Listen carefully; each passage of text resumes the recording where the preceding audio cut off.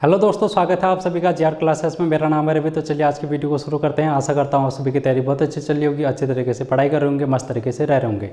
तो दोस्तों आज हम बात करेंगे करंट अफेयर की। महत्वपूर्ण टॉपिक है आपका एक आने वाले एग्जाम, पटवारी, लेखपाल, पुलिस कांस्टेबल और फॉरेस्ट गार्ड, सभी एग्जाम यूकेपीएससी के जितने भी हैं उन सभी के लिए ये वीडियो इंपॉर्टेंट रहेगी, क्योंकि यूकेपीएससी जो है एक क्वेश्चन यहाँ से पूछ देता है और वो टॉपिक है तूफान। तूफान यानी कि चक्रवात से एक क्वेश्चन पूछ लिया जाता है। ये एक टॉपिक है जो कि भूगोल का आपका टॉपिक बनता है, लेकिन इसको करंट अफेयर के से कनेक्ट करके ये पूछ लिया जाता है। करंट अफेयर में ये पूछ लिया जाता है कि वर्तमान में हाल में कौन सा तूफान आया है, उसका नाम क्या था, कहाँ पर आया था और उसको किस देश ने नाम दिया था। तो इस टाइप का प्रश्न है जो कि आपका बन जाता है, उसको आज हम यहाँ पर डील करने वाले हैं। तो चलिए वीडियो को शुरू करते हैं। अगर हम चक्रवात की बात करें तो सबसे पहले हम इसका थोड़ा सा भूगोल जान लेते हैं। तो यहाँ पर अगर हम तूफान की बात करें तो तूफान दो प्रकार के होते हैं दोस्तों। दो प्रकार के तूफान होते हैं। एक होता है शीतोष्ण कटिबंधीय तूफान, शीतोष्ण, और दूसरा होता है उष्ण।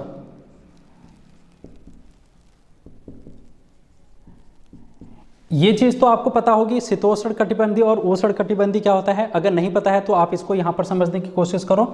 जैसे ये ग्लोब है, ग्लोब में यहाँ पर 0 डिग्री अक्षांश है और 0 डिग्री अक्षांश से अगर हम यहाँ पर कर्क रेखा की ओर जाएं और यहाँ पर नीचे मकर रेखा की ओर आएँ तो कर्क रेखा और मकर रेखा के बीच का ये जो क्षेत्र होता है इसको हम बोलते हैं उष्ण कटिबंधीय क्षेत्र। इस क्षेत्र को उष्ण कटिबंधीय क्षेत्र कहा जाता है। यहाँ पर सूर्य की किरणें सीधी पड़ती हैं जिसके कारण यहाँ पर गर्मी ज़्यादा होती है, तो इसलिए ये जो क्षेत्र होता है वो उष्ण कटिबंधीय क्षेत्र में आ जाता है। तो यहाँ पर जितने भी तूफान हैं, तूफान आधी तूफान हैं, वो यहीं पर आएंगे। उष्ण कटिबंधीय तूफानों को हम वहाँ पर रखेंगे। ये शीतोष्ण कटिबंधीय तूफान आपके एग्जाम में नहीं पूछे जाते हैं, इसलिए हम इसको डिस्कस नहीं करेंगे। तो हम यहाँ पर उष्ण कटिबंधीय तूफानों की अगर हम बात करें, तूफान का मतलब क्या है? हवा। हवा जब तेज गति से आएगी तो उसी को तूफान कह देंगे। अब ये जो हवा होती है इसकी एक ये खासियत होती है हवा की कि हमेशा ये उच्च दाब से निम्न दाब की ओर प्रवाहित होती है। उच्च दाब से निम्न दाब की ओर प्रवाहित होती है। तो निम्न दाब का क्षेत्र कहाँ पर पाया जाता है? जहाँ पर टेम्परेचर ज़्यादा होगा, जहाँ पर तापमान ज़्यादा होगा वहाँ पर हवा हल्की हो जाएगी। अगर आप देखते हैं कोई कुकर, आपने कुकर में पानी गर्म किया और पानी क्या हो गया? गर्म हो गया। पानी गर्म जब होता है तो कहाँ की ओर ऊपर प्रवाहित होता है? ऊपर की ओर। यानी कि जब पानी हल्का हो गया है वहाँ पर प्रेशर कम हो चुका है, तो गर्म पानी में प्रेशर कम होने के कारण जो पानी है वो ऊपर की ओर आता है, यानी कि उसकी हवा कहाँ जाती है? ऊपर की ओर आती है। तो इसे आप इस तरीके से समझ सकते हैं कि जो उष्ण कटिबंधीय क्षेत्र है यहाँ पर गर्म हवाएं पाई जाएंगी, गर्म हवाएं ऊपर की ओर उठेंगी और यहाँ पर एक निम्न वायु दाब का क्षेत्र होगा। इसको हम इस तरीके से समझ सकते हैं।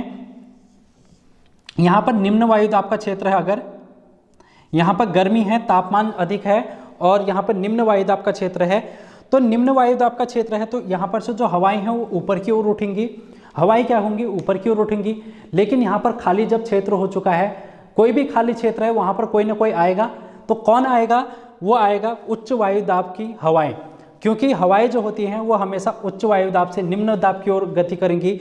तो यहाँ पर निम्न वायु दाब है तो उच्च वायु दाब की इसके आसपास की जो हवाएं हैं, इसके जो क्षेत्र के आसपास की वायु दाब की हवाएं हैं वो इस ओर आएंगी। जब इस ओर हवाएं आएंगी तो क्या होगा? ये जो निम्न वायु दाब का क्षेत्र है वो भरने लगेगा। तो यहाँ पर क्या होता है? जब तेज हवाएं यहाँ पर आती हैं उच्च वायु दाब से निम्न वायु दाब की ओर, इस प्रकार यहाँ पर हवाएं आने लगती है तो एक बहुत तेजी से बवंडर टाइप का बन जाता है। तो इस बवंडर को ही हम कहते हैं तूफान या फिर चक्रवात। और ये जो चक्रवात की घटना है ये हमेशा ज़्यादातर देखने को मिलती है समुद्र वाले क्षेत्र में। जैसे अगर हम बात करें, भारत है, भारत में नीचे है हिंद महासागर। हिंद महासागर के क्षेत्र में यहाँ पर बंगाल की खाड़ी है और यहाँ अरब सागर है। तो अरब सागर और बंगाल की खाड़ी ज़्यादातर यहाँ पर आते हैं। क्यों आते हैं? क्योंकि यहाँ का पानी जो है वो गर्म हो जाता है, तो इसलिए यहाँ पर ज़्यादातर तूफान आते हैं, क्योंकि यहाँ पर निम्न वायु दाब का क्षेत्र बन जाता है। तो देखो, जहाँ पर ये निम्न वायु दाब का क्षेत्र होता है यहाँ पर से जो हवाएं हैं ये ऊपर की ओर उठने लगती हैं। जब ऊपर की ओर उठने लगती हैं अपने साथ ये नमी लेके आती हैं, और नमी लेके आती हैं तो जहाँ पर ये ऊपर उठती हैं वहाँ पर ये बादल का निर्माण कर देती हैं। यहाँ पर ये बादल का निर्माण कर देंगे, यहाँ पर ये बादल का निर्माण कर देंगे। और जो ये निम्न वायु दाब का क्षेत्र था, इसके ऊपर का जो मौसम है वो साफ होगा। यहाँ जो मौसम है वो साफ होगा। यहाँ पर देखो, जहाँ पर बादल बनेगा वहीं पर बारिश भी होगी, यहाँ पर बारिश होगी और यहाँ पर बारिश होगी। लेकिन जहाँ पर मौसम साफ है, जहाँ पर बादल नहीं है, वहाँ पर बारिश नहीं होगी।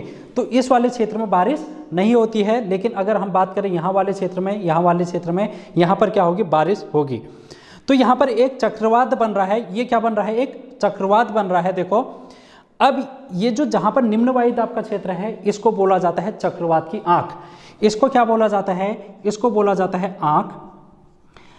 आंख जहाँ पर से ये हवाएं ऊपर की ओर उठती हैं, इस प्रकार यहाँ पर एक दीवार टाइप की बन जाती है। यहाँ पर एक दीवार बन जाती है। अब ये जो दीवार काम करती है वो निम्न वायुदाब और उच्च वायुदाब को बांटने का काम करती है।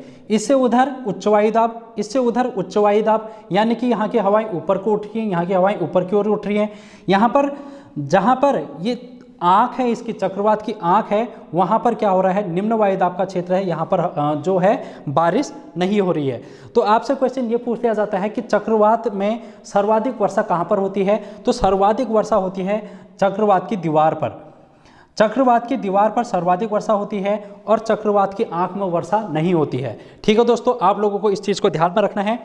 अब ये चक्रवात की आँख आपको लग रहा है कि होगा कि ये बहुत छोटी चीज़ है, लेकिन आप इसको ये देखो कि इसका जो क्षेत्र होता है 20 से 30 किलोमीटर का इसका क्षेत्र होता है। तो आप इसको समझ सकते हैं कि जो ये चक्रवात है वो कितना बड़ा है। चक्रवात का जो आँख है वो कितनी है, 20 से 30 किलोमीटर का इसका क्षेत्र होता है।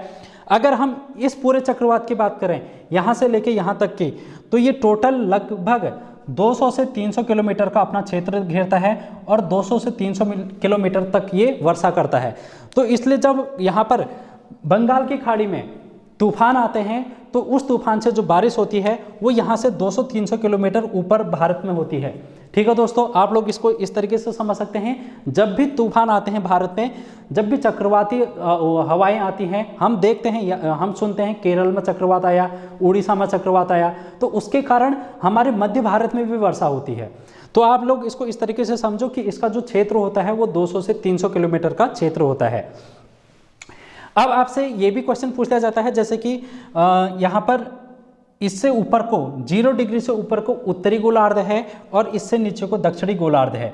उत्तरी गोलार्ध में इसकी दिशा कैसी होती है, चक्रवात की दिशा, क्योंकि चक्रवात गोल गोल करके घूमता है, तो चक्रवात की दिशा जो यहाँ पर होगी वो कैसी होगी, एंटी क्लॉकवाइज होगी।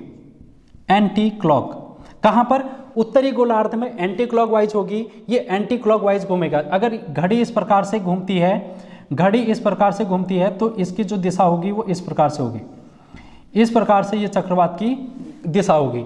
अगर हम बात करें दक्षिणी गोलार्ध में, तो इसकी जो दिशा होगी वो होगी इस प्रकार से, इस प्रकार जिस प्रकार हमारी घड़ी घूमती है। तो घड़ी की दिशा में दक्षिणी गोलार्ध में चक्रवात की दिशा होती है। ये भी क्वेश्चन आपसे पूछे जाते हैं। तो ये तो था हमारा भूगोल, जो कि हमने चक्रवात तूफान को पढ़ा। अब हम देखेंगे चक्रवात तूफान का करंट अफेयर। ठीक है दोस्तों, आई होप आप लोगों को इतनी चीज़ें समझ में आई होंगी। देखो, हम जब भी हमारे पास हम न्यूज़ समाचार सुनते हैं तो हम कुछ ना कुछ नाम सुनते हैं, जैसे कि बुलबुल नाम सुन लिया हमने, तौकते नाम सुन लिया, गुलाब नाम सुन लिया। तो ये क्या है, तूफान के नाम हैं। ये क्या है, तूफान के नाम हैं। तो ये नाम कहाँ से आते हैं इसको हम देखते हैं अगर, तो ये भी करंट अफेयर में देखो 2004 में जो ये हिंद महासागर वाला क्षेत्र है, हिंद महासागर वाले क्षेत्र में जो भी तूफान आएगा उसका नामकरण किया जाएगा।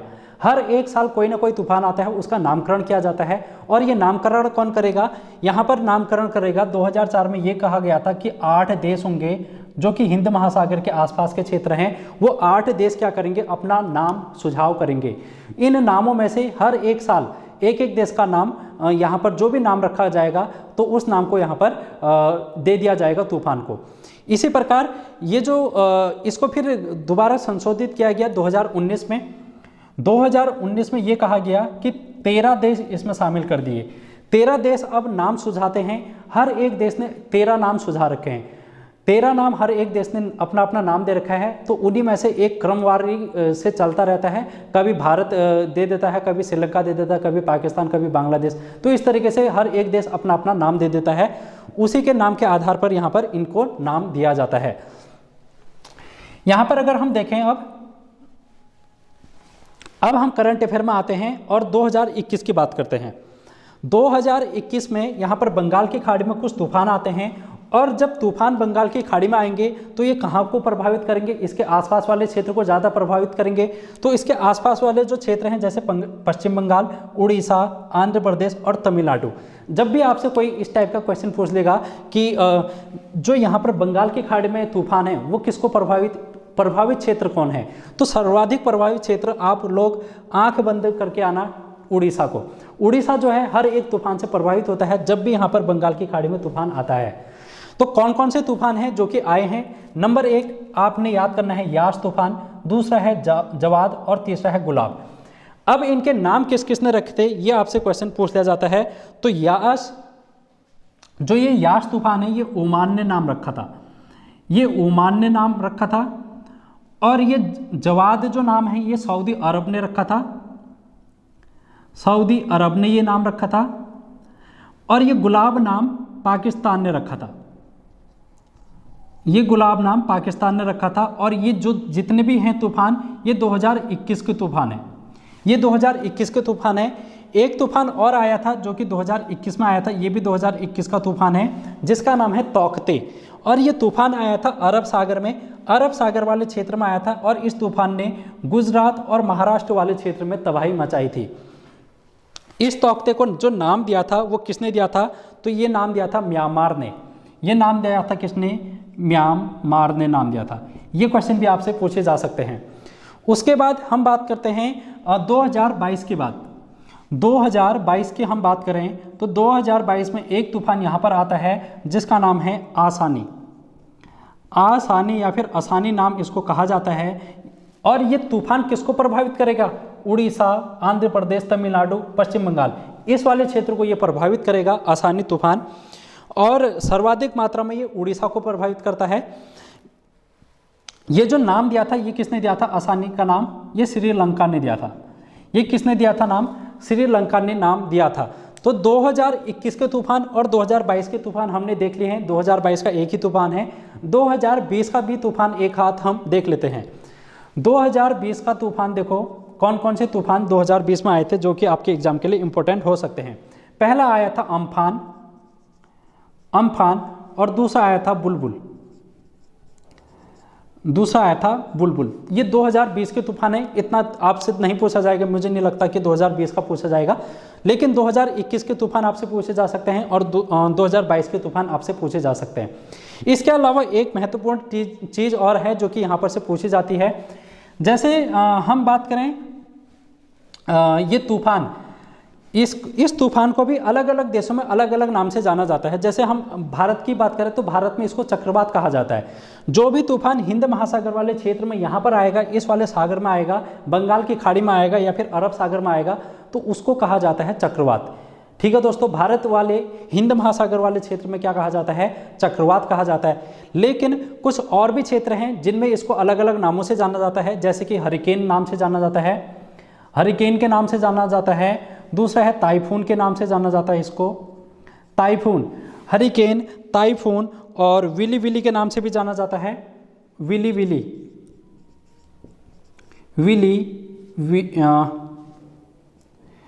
विली के नाम से भी इसको जाना जाता है। और टॉर्नेडो के नाम से भी जाना जाता है, टॉर्नेडो के नाम से भी जाना जाता है। ये टॉर्नेडो नाम इसको कहाँ पर दिया गया है तो ये भी तूफानी, ये वही काम करता है जो कि यहाँ पर चक्रवात काम कर रहा है। बात एक ही है लेकिन अलग अलग देशों में इनको अलग अलग नाम दिया गया है, बस इतना सा डिफरेंस है। तो ये टॉर्नेडो जो नाम है ये कहाँ पर दिया गया है, इसको आप लिख लेना, ये आपके एग्जाम में पूछा जा सकते हैं। तो टॉर्नेडो ये है दक्षिण अमेरिका में, ये नाम दिया जाता है दक्षिण अमेरिका में, या फिर पश्चिमी अफ्रीका में ये नाम दिया जाता है। जैसे यहाँ पर हिंद महासागर वाले क्षेत्र में क्या नाम दिया जाता है? चक्रवात। वैसे ही टॉर्नेडो नाम दक्षिणी अमेरिका या फिर पश्चिमी अफ्रीका वाले क्षेत्र में दिया जाता है। अगर हम विली विली की बात करें तो ये ऑस्ट्रेलिया महाद्वीप में नाम दिया जाता है, ऑस्ट्रेलिया में। विली विली कहाँ पर कहा जाता है? ऑस्ट्रेलिया में कहा जाता है। टाइफून कहाँ पर कहा जाता है? तो ये कहा जाता है चीन सागर में, जो चीन वाला सागर है, और प्रशांत महासागर वाले क्षेत्र में। प्रशांत महासागर या फिर चीन सागर में अगर ये तूफान आता है तो वहाँ पर इसको टाइफून कहा जाता है। इससे जो प्रभावित होने वाला देश है वो है जापान। ये टाइफून जापान में इसको कहा जाता है, जैसे भारत में इसको चक्रवात कहा जाता है। आता कहाँ पर है? हिंद महासागर में। वैसे ये कहाँ आ रहा है? चीन या फिर प्रशांत महासागर में। कहाँ पर प्रभावित करेगा? जापान में। हरिकेन की अगर हम बात करें तो ये हरिकेन को भी देख लो, तो हरिकेन उत्तरी अमेरिका वाले क्षेत्र में आता है। उत्तरी अमेरिका में इसको हरिकेन कहा जाता है। और ये कहाँ पर आएगा? ये आएगा अटलांटिक महासागर में। अटलांटिक महासागर में या फिर अरेबियन सागर में।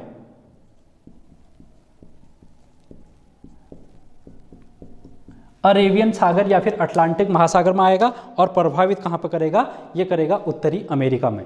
तो दोस्तों ये टॉपिक जो था आपका एक क्वेश्चन दिलाएगा आपको। यहाँ से भूगोल का भी क्वेश्चन पूछा जा सकता है, चक्रवात और करंट अफेयर का भी पूछा जा सकता है, जो कि हमने इनको देखा, इनके नाम भी हमने देखे। तो आज की वीडियो में इतना ही दोस्तों। Thank you so much.